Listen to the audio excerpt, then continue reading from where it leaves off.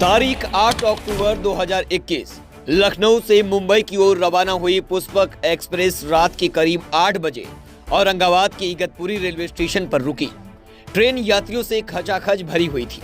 तभी अचानक 8 बदमाश ट्रेन में घुसे। वे स्लीपर कोच के D2 डिब्बे में घुसे थे। पहले तो किसी यात्री को भी भनक नहीं लगी कि ये बदमाश हैं या कोई साधारण यात्री। फिर जैसे ही ट्रेन स्टेशन से चलनी शुरू हुई तो बदमाशों ने अपने पास रखे हथियार निकाल लिए। बदमाशों के पास हथियार देख ट्रेन के अंदर मौजूद यात्री घबरा गए। तभी बदमाशों ने सभी यात्रियों से लूटपाट करनी शुरू कर दी। बदमाशों के पास हथियार थे, इसलिए यात्रियों की हिम्मत नहीं हुई कि वह उनका विरोध कर सके। उस डिब्बे में उस समय 17 से 18 यात्री सवार थे। सभी ने अपने कीमती सामान बदमाशों को दे दिए, जैसे मोबाइल, गहने और रुपए। बदमाशों ने जब लूट की वारदात को अंजाम दे दिया तो वे अगले स्टेशन के आने का इंतजार करने लगे ताकि वे ट्रेन से उतर जाएं, लेकिन अगले स्टेशन को आने में अभी वक्त था।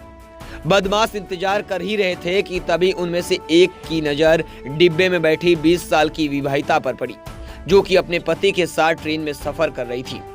वह बदमाश उसे देखते ही गंदे इशारे करने लगा। पहले तो विवाहिता उसकी हरकतों को नजरअंदाज करती रही, लेकिन जब बदमाश की हरकतें कुछ ज्यादा ही बढ़ने लगी तो उसने उसका विरोध करना शुरू कर दिया।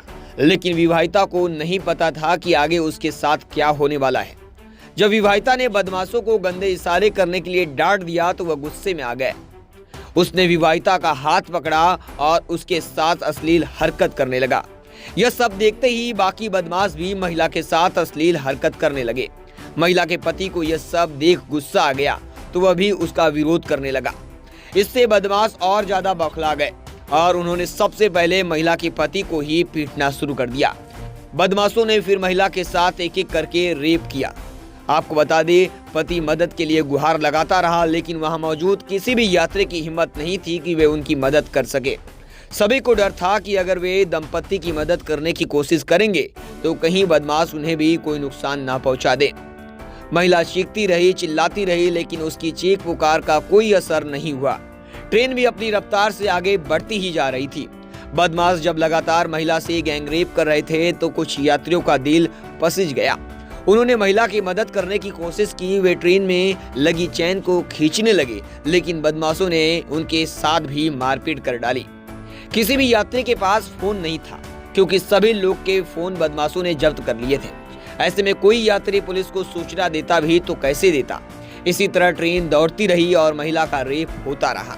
लाचार पति बदमाशों से गुहार लगाता रहा कि उसकी पत्नी को छोड़ दे, लेकिन बदमाशों पर उसकी बातों का कोई असर नहीं हुआ। बता दें, आसपास के डिब्बों में बैठे यात्रियों को भी इसकी भनक तक नहीं लगी, क्योंकि डिब्बे के दोनों तरफ बदमाश खड़े थे। वे कुछ बहाना बनाकर किसी भी यात्री को अंदर ही नहीं आने दे रहे थे। फिर इसी तरह आगे का सारा स्टेशन आया।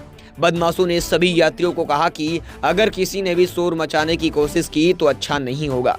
फिर ट्रेन जैसे ही स्टेशन पर रुकी, एक यात्री ने हिम्मत करके स्टेशन पर मौजूद जीआरपी के जवान को इशारा कर कहा कि वे लोग खतरे में हैं। जवान भी यात्री का इशारा समझ गया। जैसे ही जीआरपी का जवान यात्री के पास आया, उसने चिल्लाते हुए कहा कि हमें बचाओ, हमारी जान खतरे में है। बता दे, तब तक बदमाश ट्रेन से उतरे नहीं थे। वे बस सही समय का इंतजार कर रहे थे।